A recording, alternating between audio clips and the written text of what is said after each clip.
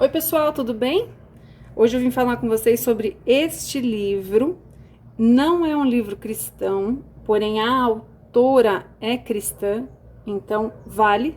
Sempre que você for escolher música, livro, filme é um pouquinho mais difícil, mas filme, enfim, seriado, pesquise sobre o autor. O autor é a fonte que vai jorrar aquilo que vai ser dito. Então, se a autora é cristã, ela vai jorrar Cristo, mesmo que o assunto não seja bíblico, certo? Se você não conhece a Ana Caroline Campagnolo, você deveria conhecer.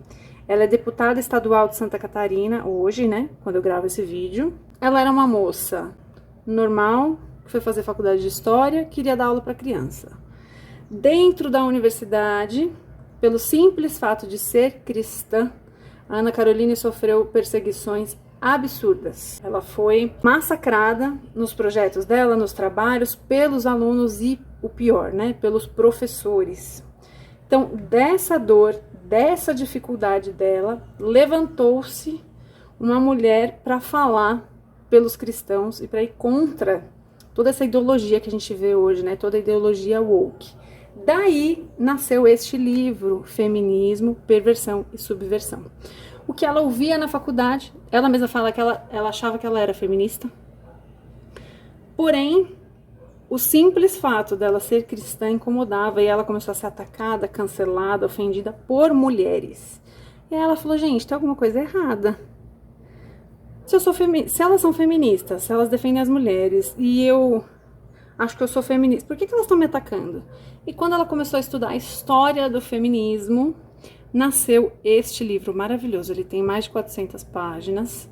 Ele é o primeiro livro anti-feminismo escrito em língua portuguesa, tá? Ana Caroline foi precursora desse assunto. Hoje a gente tem mais gente falando sobre isso. Porém, ela foi a primeira corajosa a se levantar para tratar desse assunto. Eu aconselho que você siga ela nas redes sociais. Eu vou deixar o Instagram dela aqui na descrição do vídeo, porque é uma pessoa que vale a pena ouvir. Esse desenho da capa, essa imagem da capa, é Salomé com a cabeça de João Batista na bandeja de prata, né? Quem conhece a Bíblia sabe o que significa essa história. E ela explica no livro que Salomé foi uma das primeiras feministas, aliás, Herodias, né? A mãe de Salomé foi uma das primeiras feministas que se tem registro, tá? Então por isso é a capa do livro. Essa aqui é a Ana Caroline, tá? Essa moça bonita aqui.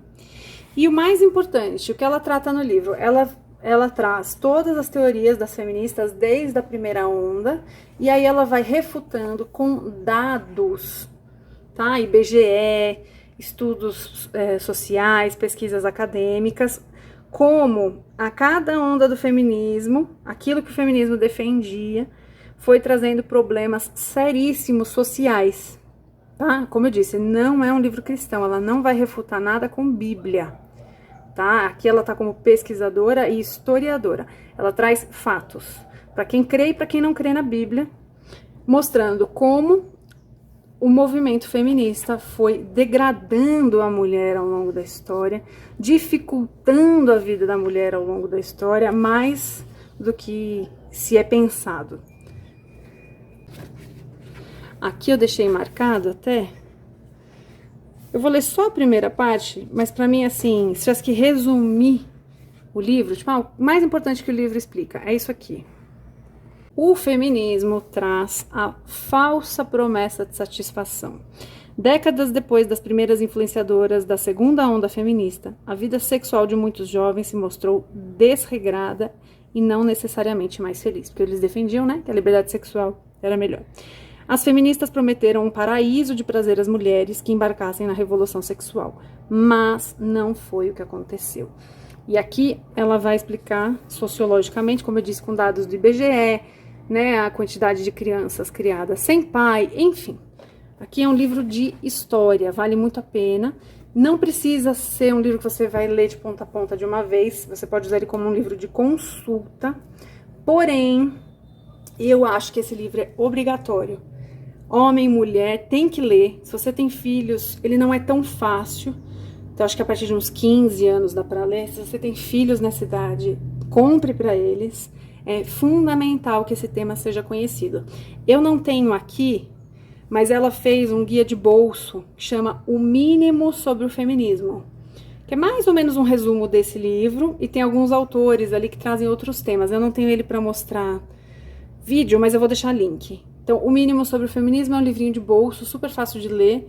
Se você falar, não, um livro desse tamanho para mim eu não vou ler, compra O Mínimo, que também vale a pena. Se a gente quer transformar o país, se a gente quer resgatar a mente dos nossos jovens, a gente precisa começar por uma transformação cultural. E para isso a gente precisa se informar e se aculturar. Então fica essa dica. Eu tenho esse livro aqui como obrigatório para todos os pais, todos os adultos, todo mundo tem que ler. Tá bom? Que Deus abençoe.